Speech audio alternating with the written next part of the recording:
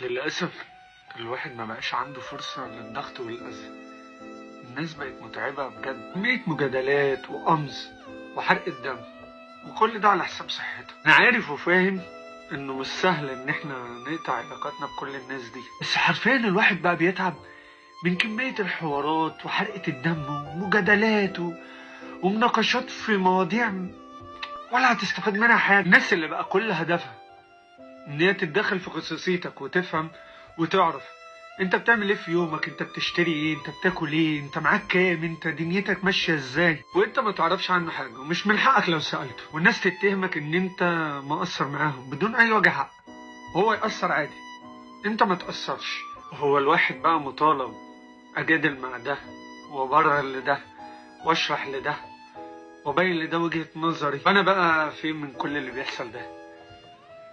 والواحد اصلا بقى في اللي مكفيه.